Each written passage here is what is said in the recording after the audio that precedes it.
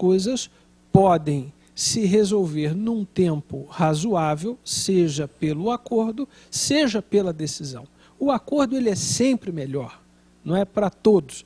Aliás, até eu sempre exorto as pessoas que comparecem à minha sala de audiências para a realização do acordo, dizendo a elas que a justiça não se faz com um passe de mágica. O juiz não tira a solução da cartola como um coelho. A solução ela é sempre construída. Todos aqueles que participam do processo contribuem para a solução final. Não é? Os advogados, as partes, as testemunhas, o perito. O juiz apenas é aquele que estabelece o rumo. Não é? Eu, por exemplo, eu vejo que a direção de uma vara, de um juízo, né, depende muito vamos dizer assim, da administração do pessoal de cartório, e que uma boa conjugação com o magistrado, que é o titular, a morosidade ela já fica, vamos dizer assim, pelo caminho em talvez 50%. Porque eu observo, ao longo de mais de 40 anos de atividade da advocacia, eu sempre observei o seguinte, que há determinados magistrados que eles têm uma certa vocação para administrar o seu juízo. Então, há um bom entendimento do cartório, os processos andam, há uma sistematização. E outros juízes, que eu conheci excelentes juízes, com uma cultura maravilhosa, mas que tinham uma certa dificuldade de desenvolver. Agora mesmo, eu advogando em outras comarcas, eu fiquei impressionado com uma determinada comarca, próxima daqui. Eu, por uma questão de elegância, não vou nem falar o nome da comarca, mas eu fico impressionado de ver como é o atraso. Mas o atraso está não só no trabalho do juiz, mas, fundamentalmente, o atraso está no cartório. Quer dizer, o problema vem do cartório. Aí o cartório tem problema de pessoal. Há uma estrutura também do próprio judiciário, do próprio tribunal, que às vezes não oferece ao cartório a possibilidade. E tem um outro lado também que eu vejo que é muito preocupante, que é nós, advogados, ainda não alcançamos esse poder que nós temos de fazer, vamos dizer assim, o projeto de sentença, ou até mesmo, nós somos o primeiro juiz da causa, sim, como advogados. Então, se nós tivéssemos um entendimento de advogado para advogado e pudéssemos trabalhar as partes nesse sentido, para evitar ir ao juízo, eu acho que a justiça melhoraria muito. Claro, e para isso não há necessidade de um novo código de processo. Basta que exista bom senso. Eu, aqui em Petrópolis, tenho chamado as pessoas, tenho chamado os advogados, as partes, para audiências especiais, onde a gente tenta exatamente isso, estimular a conversa, o diálogo, ouvir, mas ao mesmo tempo permitir a comunicação entre as pessoas. O ponto que o senhor tocou no que diz respeito aos cartórios, ele é crucial. Eu costumo dizer o seguinte, o cartório de uma vara é reflexo do juiz que está lá. E o juiz, por seu turno, é igual a um maestro.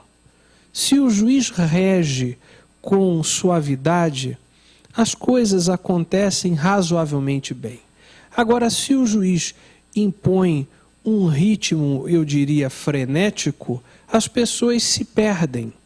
É importante essa sintonia, é importante esse entendimento, como é importante esse entendimento também com os advogados, não só para que evitem aquelas demandas que podem ser resolvidas por intermédio de um acordo, de uma conversa, de uma transação, como, sobretudo, na responsabilidade pela manutenção do processo quando a ação é ajuizada. E eu digo isso ao senhor porque, se nós apanharmos as estatísticas da Justiça do Estado do Rio de Janeiro, de um modo geral, a gente vai perceber que a quantidade de processos que é extinta por abandono, que é extinto porque as partes perderam o interesse e não avisam, e não noticiam, e não comunicam a perda do objeto é muito grande.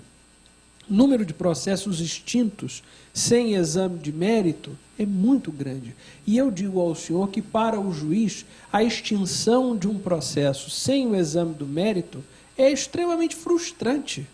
Porque o que o juiz quer é prestar a jurisdição. O que o juiz quer é resolver o problema de uma forma adequada, à vista daquilo que a lei preconiza e dentro de um tempo razoável. Agora, quando nós encontramos um grande volume de processos que não tem a sua tramitação regular em razão ou de déficits estruturais do cartório da justiça, esses déficits existem, tanto existem que nós temos um trabalho diário e diuturno para resolver essa questão, aprimorar e aperfeiçoar as práticas judiciárias, como também em razão desse problema que eu mencionei, o problema do abandono das demandas, onde as pessoas não impulsionam a ação, o processo, o feito, quando instadas a tal, pelas mais diversas razões. Né? Pelas mais diversas razões mesmo. E às vezes são razões financeiras, razão de relacionamento entre advogado e cliente, certa frustração em relação à própria causa. A morosidade da justiça às vezes atrapalha. Sem dúvida, sem dúvida. E à medida que o processo cresce, mais complicado fica uma solução. Sem dúvida. E eu digo também o seguinte: o juiz, ele dispõe de mecanismos processuais para viabilizar uma composição, para viabilizar um acordo, seja por intermédio de uma audiência, quando as partes são chamadas para falar, não é? Porque aquele que ingressa com uma ação, ele tem um problema, ele precisa resolver aquele problema. E, no mais das vezes, para que esse problema seja resolvido, ele precisa ser ouvido, até como um desabafo. E o juiz tem que ter essa sensibilidade. Todos nós, e eu até me lembro das palavras do presidente do nosso tribunal, na solenidade de minha posse aqui na primeira vara civil de Petrópolis, o presidente disse a nós algo que me marcou. É muito importante que o juiz verifique que ele tenha a noção de que dentro de um processo, dentro dos autos daquela pasta cheia de papéis, existe a vida de alguém. Existe ali dentro um conflito humano, que se o juiz não tiver essa visão humanista, somente com a lei ele não resolverá, porque a aplicação da lei não se faz como se faz um silogismo, premissa maior, premissa menor, conclusão. A aplicação da lei tem um quê de subjetividade, exatamente no ponto em que o juiz deve apreender o cerne daquele conflito. Porque muitas vezes o que é levado ao conhecimento do juiz não é a totalidade do conflito, mas apenas uma parte delas. E eu dou um exemplo muito rápido. Eu me lembro de uma audiência que eu fiz há muitos anos, onde havia uma discussão em razão de uma dívida. Uma senhora e um rapaz estavam discutindo quanto a uma dívida que essa senhora, que essa mulher, tinha para com o rapaz. E a dificuldade dela de pagar somava-se à intransigência dele de parcelar o débito. E os advogados se circunscreveram à questão da dívida o tempo todo, e eu, de repente, abri os autos e olhei o documento das partes e descobri tratar-se de mãe e filho. O filho estava ali cobrando uma dívida da mãe. Mas em nenhum momento essa questão foi levantada por nenhuma das partes. E eu, logicamente, quando descobri, pude compreender que muita daquela intransigência estava ali acontecendo em razão de fatores outros que não me tinham sido levados ao conhecimento, não é? E que, por certo, interferem no ânimo das pessoas. Então, o juiz ele tem que ter essa preocupação. Não é por outra razão que algumas pessoas dizem que sentença significa ato de sentir. Sentir, sentimento. O juiz, ele exterioriza, ele coloca no papel, ele escreve aquela sensação, aquele sentimento, aquilo que ele pôde depreender depois de ouvidas ambas as partes. Então, qualquer código de processo, novo ou antigo, só pode ser aplicado, e bem aplicado, se o juiz tiver essa visão humanista, e eu diria até humanística do direito, humanista e humanística do conflito e das pessoas que ali estão. E veja, doutor Gilberto, apenas para concluir meu raciocínio, se nós refletirmos, o ordenamento jurídico, ou seja, o conjunto de leis que rege a vida de um país, desde a Constituição até aquelas normas mais burocráticas e mais inferiores, esse arcabouço de regras, ele funciona maravilhosamente bem para a grande maioria das pessoas, porque a grande maioria das pessoas não procura justiça. Se nós formos considerar o contingente de habitantes que há no Brasil e o número de processos, nós vamos constatar que talvez 20%, 30% das pessoas têm um conflito que acabam chegando até a justiça. E o restante consegue levar a vida sem necessariamente frequentar o fórum. Não é? O fórum é o lugar onde as pessoas comparecem para discutir os problemas mais importantes da vida delas. Só que ocorre que, em alguns casos, esse comparecimento é necessário. Às vezes, o cumprimento espontâneo do direito que se dá com a maioria não acontece com todos. E nós devemos estar preparados para receber essas pessoas, para compreender o drama humano, para compreender a controvérsia que se coloca no processo e para tentar construir uma solução adequada que pacifique aquele conflito. A finalidade do direito não é a aplicação da lei, mas é a pacificação, é promover a paz social. É esse, na minha modestíssima opinião, o nosso objetivo. Agora, no vácuo do que o senhor está falando, com o advento do novo Código, parece que modifica radicalmente aquele poder que o juiz tinha da conciliação. Agora, antes, para chegar no juiz, antes vai ter que chegar no juiz leigo, e o juiz não vai ter uma certa ascendência sobre o processo naquele momento que o juiz leigo estiver atuando. Como é que fica essa situação, no seu ponto de vista? Pois é, especificamente no que diz respeito ao novo Código de Processo Civil, eu penso que ele traz dificuldades operacionais importantes e que talvez poderão comprometer o bom andamento dos processos. Por que eu digo isso? Eu digo isso pelo seguinte, porque hoje o juiz pode a qualquer momento chamar as partes e pode realizar uma audiência especial. O juiz pode, por exemplo, na hipótese do rito sumário, que são aquelas ações de uma complexidade um tanto quanto menor do que as que rotineiramente comparecem a uma vara civil, o juiz, na primeira audiência do rito sumário, quando ele preside o ato, ele já pode dar sentença. É o que eu muitas vezes costumo fazer aqui em Petrópolis. Na primeira audiência do processo, se eu presido o ato e eu verifico que naquele momento existem as condições para que o caso seja julgado, eu desde pronto já dou a sentença e as partes saem intimadas da sentença em audiência. Com o novo Código de Processo Civil, eu não vou mais poder fazer essa audiência, eu estarei proibido de fazer essa audiência. Quem fará essa audiência no meu lugar será um conciliador ou um juiz leigo, que, em primeiro lugar, não tem o poder de persuasão e convencimento para uma composição, com vista a uma composição que o juiz tem. A não ser que o tribunal o treine para isso. Né? Pois é, mas mesmo que treine, mesmo que ele tenha capacidade de preparo, ele não tem o poder de decisão. Ele não tem a possibilidade que o juiz tem de chegar para as partes e dizer, mas olha só, este caso aqui nós podemos resolver de uma forma, porque o entendimento do tribunal tem sido nesse sentido, naquele sentido.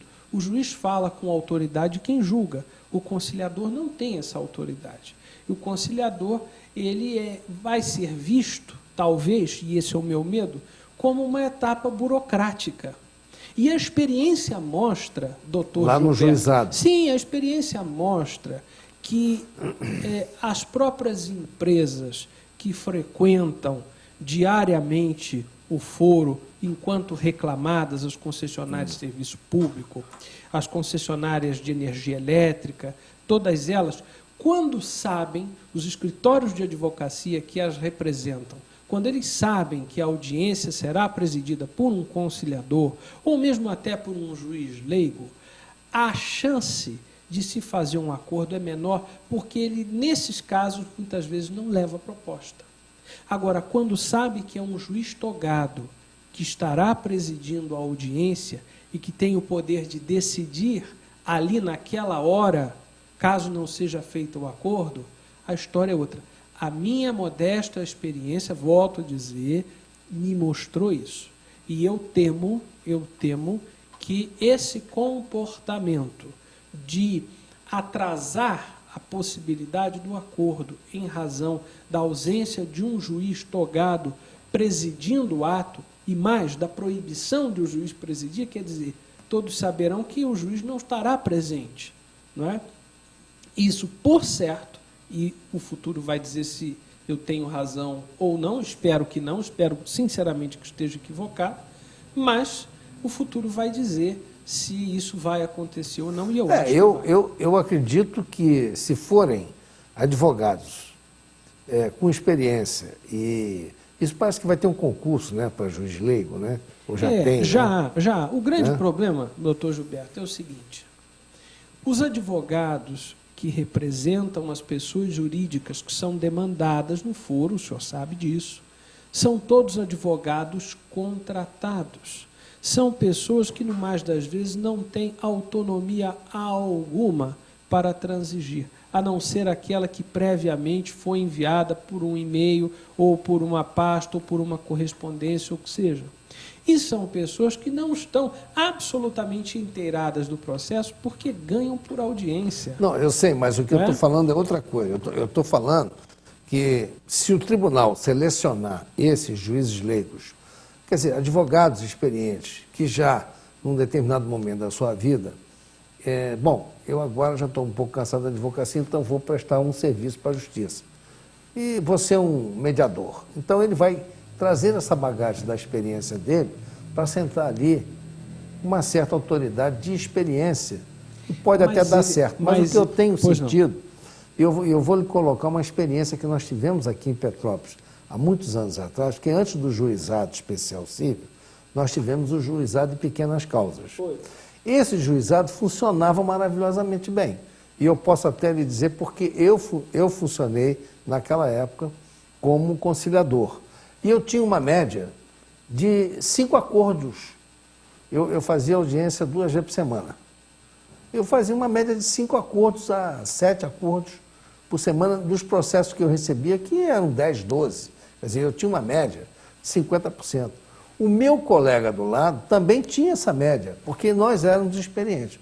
Quando veio o juizado especial, eles cortaram, porque isso era promovido pela OAB, a OAB escolhia os advogados, o presidente da OAB escolhia os advogados mais experientes que tinham para fazer esse tipo de trabalho, e a coisa funcionava. Quando veio o juizado especial civil, eu tive uma surpresa assim terrível, altamente negativa, porque eu verifiquei que lá no juizado especial, quem estava lá era um aluno da faculdade, do 4º período, do 5º período, sem nenhuma experiência, sem nenhuma orientação. Então ele foi colocado lá apenas para cumprir uma formalidade burocrática. E pela experiência que eu tive no juizado, advogando, nada, é tudo burocrático, tem acordo, não tem acordo, então quer dizer, não havia nenhum trabalho.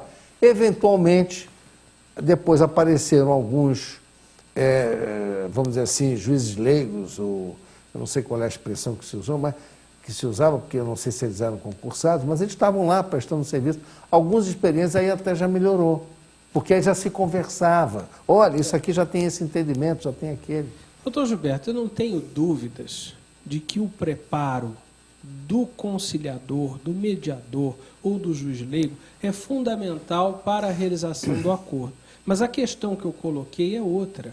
Hoje, com o volume de processos que desaguam todo mês na Justiça, os nossos juizados aqui de Petrópolis recebem uma distribuição de cerca de 1.200 novas ações todo mês. Eu, na minha vara civil, assim como nas outras duas varas cíveis, a segunda e a terceira, nós estamos na casa dos 140, 150. Então, diante dessa realidade, é lógico, eu não nego o fato de que o preparo do conciliador, do juiz leigo, é fundamental para a realização do acordo. Mas a questão é outra, na medida em que, no mais das vezes, por esse volume e em razão do fato de saber, volto à mesma questão, que o juiz não presidirá a audiência, que ali naquele momento não haverá decisão, as empresas simplesmente não levam proposta de acordo. Então, o conciliador, por mais bem preparado que ele esteja, ele vai dizer, boa tarde, nós temos possibilidade de acordo, e simplesmente a empresa vai dizer, não há proposta, não mandaram proposta. E aí todo esse esforço cai por água abaixo. E aquela audiência, diante de uma simples frase, não foi trazida a proposta, não há proposta, nós vamos colocar quase que na inutilidade. Se o juiz está presente, diante dessa frase, não há acordo, tudo bem, não há acordo, então o senhor apresenta a defesa, se não tiver mais provas, vamos partir o julgamento e pronto, acabou. O processo acaba ali. Engraçado, né? Os juízes estão reclamando muito desse aspecto, e nós, advogados, estamos reclamando de um outro, porque agora nós estamos sendo penalizados na medida que possamos fazer os recursos. Há casos que, às vezes, o sujeito perde na primeira instância e reforma na segunda. Há outros casos em que a parte ganha na primeira instância e perde na segunda. E, às vezes, vai reformar novamente, rebuscar a sentença de primeiro grau lá na instância especial, ou, às vezes, até extraordinária, em Brasília. Então, hoje, a tendência desse código é penalizar o recurso.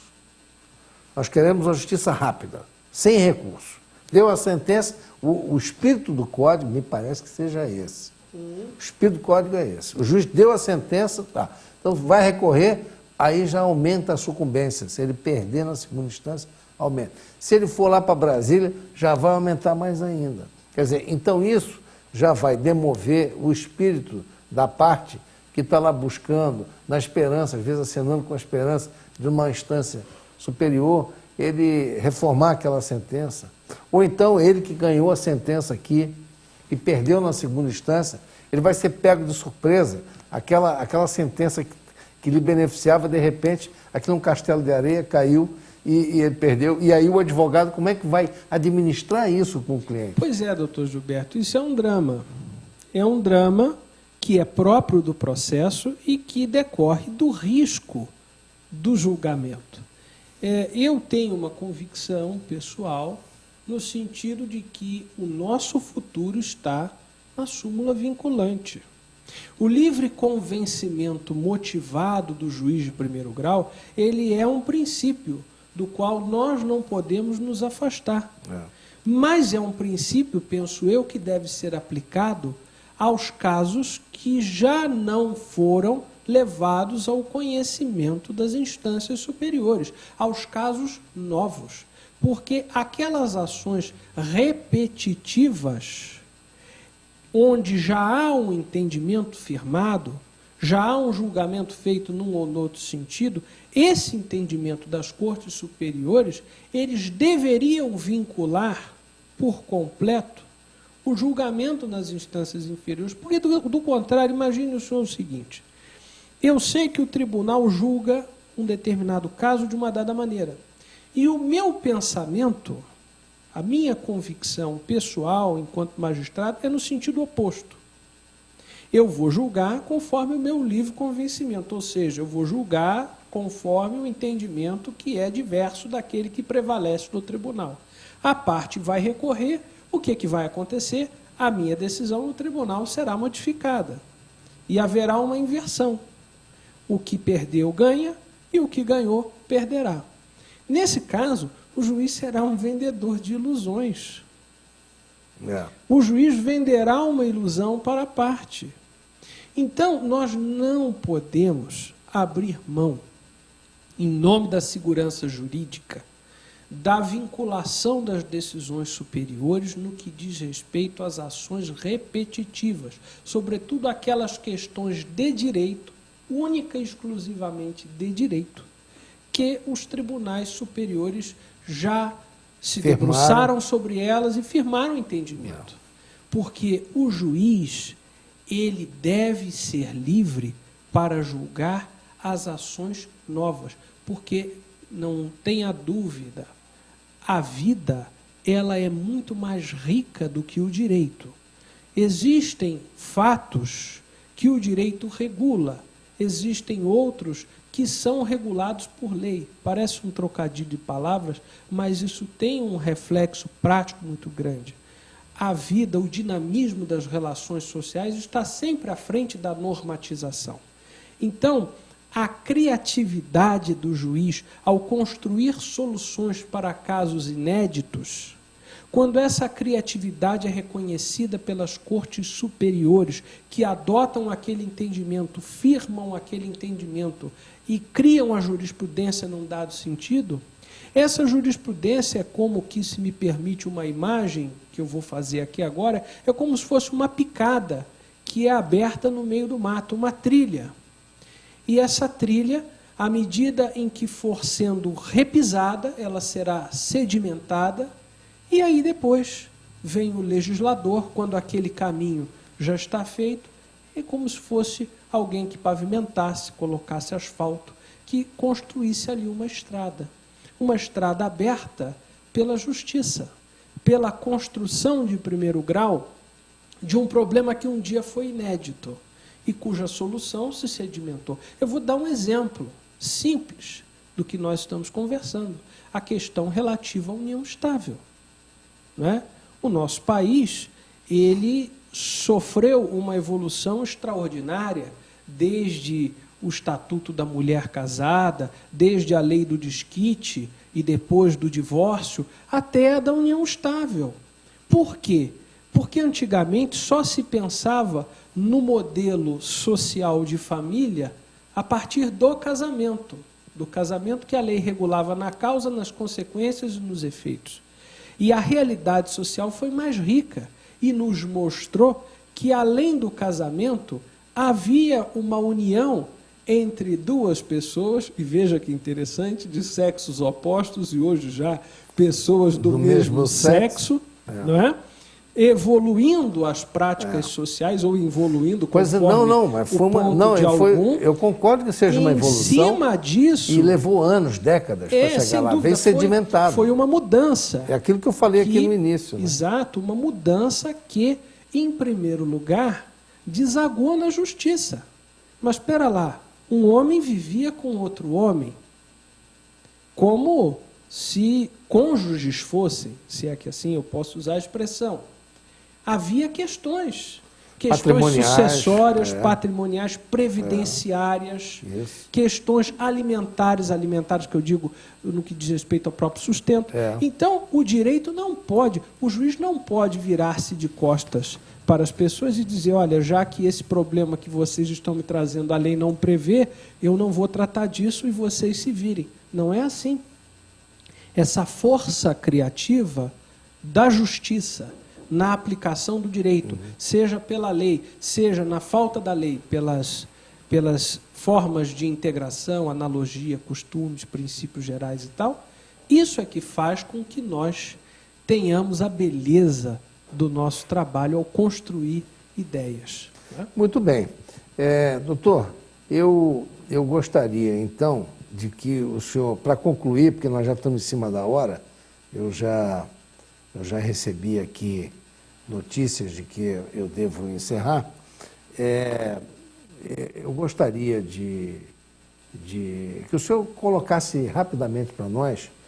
O senhor pegou uma vara civil aqui em Petrópolis que estava um pouco complicada, com excesso de trabalho, de processos parados há muito tempo na conclusão. Como é que o senhor está administrando isso aí hoje? Bom, eu gostaria de dizer que assumir a primeira vara civil de Petrópolis foi ao mesmo tempo um prazer e um desafio. Um prazer porque tenho a oportunidade de servir a minha própria terra, Perfeito. De trabalhar em casa e de poder ser útil às pessoas da minha cidade. E um desafio porque substituí uma pessoa que ficou 14 anos no lugar, e foi a minha querida amiga e colega Cláudia Wider. Não é fácil, não é? Eu digo sempre para as pessoas que deveria ser colocado um busto dela na porta da primeira vara pelos relevantes serviços que ela prestou. Agora, a deficiência estrutural da serventia, eu tenho procurado contrapor com o grupo que está trabalhando aos sábados, o GEAP, que o Tribunal de Justiça me concedeu. Eu também recebi alguns funcionários, a vara tinha uma defasagem grande de funcionários, e hoje nós estamos trabalhando com a conclusão praticamente em dia e atendendo a todos com a maior prestimosidade e a maior atenção possíveis. Muito bem. Nós conversamos hoje aqui com o juiz da primeira vara civil da comarca de Petrópolis, nosso magistrado que hoje está aqui servindo, doutor Carrano, e eu agradeço muito a sua atenção, a sua presença hoje aqui. Espero poder renovar esse encontro em outras oportunidades. Eu é que agradeço, doutor Gilberto, a gentileza do convite, já é o segundo. Agradeço a abertura desse espaço tão prestigioso à justiça e à discussão dos temas da nossa cidade. Muito obrigado. Muito obrigado. Bom, ficamos por aqui hoje, não dá tempo para mais nada, e eu quero lembrar aos telespectadores que esse programa será reprisado sábado e domingo. Mas aqui a produção está me dizendo que o musical eu posso apresentar. Então, eu vou apresentar aqui um musical da Elis Regina, em Paris, numa apresentação feita na televisão com Sacha Distel. Nos anos 60, Elis despertava para o mundo como grande cantora de bossa nova, era coqueluche na América e na Europa. A música brasileira em seus áureos tempos. Sacha tinha um programa de variedades na TV francesa, onde Elis se apresentou juntamente com ele. É o número que veremos agora. Sacha faleceu em 2004, guitarrista profissional de jazz, fez carreira como cantor e trabalhou com Dizzy Gillespie, grande homem do jazz, e Tony Bennett. Vamos assistir então esse número lá em Paris nos anos 60. Formidable, bravo, merci Elis Regina. Elis, vous savez qu'il y a une tradition, d'abord je suis fier de vous recevoir dans notre émission, et il y a une tradition dans cette émission qui consiste à chanter en duo une chanson. On peut faire ça? En français, en portugais? Les deux, on va essayer peut-être, en français vous et moi en portugais. Oh, peut-être. D'accord, on essaye, allez.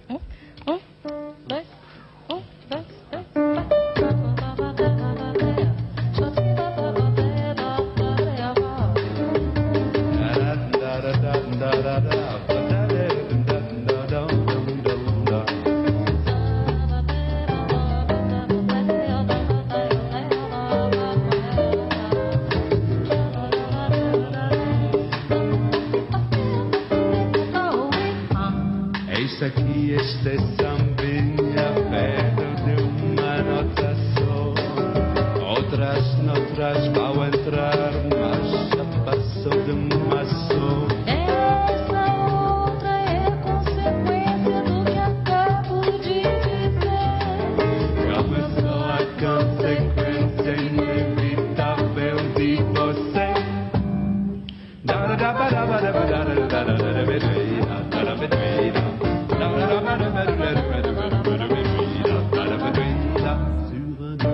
Sur une note, j'ai écrit cette chanson.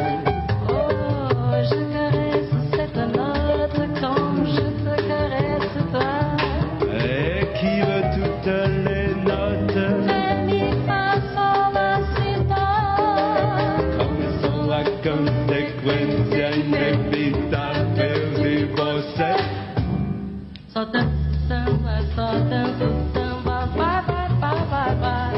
Só dança samba, vai. Só danço samba, vai, vai, vai, vai, vai. Só dança samba, vai. Eu já não sei o que até demais, mas não sei, me cansei do calypso ao tcha-tcha-tcha. Só dança samba, vai, vai, vai, vai. Só dança samba, vai. Só dança samba, vai, vai, vai, vai. Só dança samba, só dança samba. Muito bem, meus amigos, chegamos ao final do nosso programa. Para quem não assistiu integralmente esse programa, poderá revê-lo amanhã, sábado e domingo, em reprises, a partir de 22h30, ou ainda pelas playlists da emissora durante a semana, via de regra, na madrugada. Para quem é notívago, poderá assistir. E fico por aqui, uma boa noite a todos, muito obrigado pela audiência e até sexta-feira da semana que vem, se Deus quiser.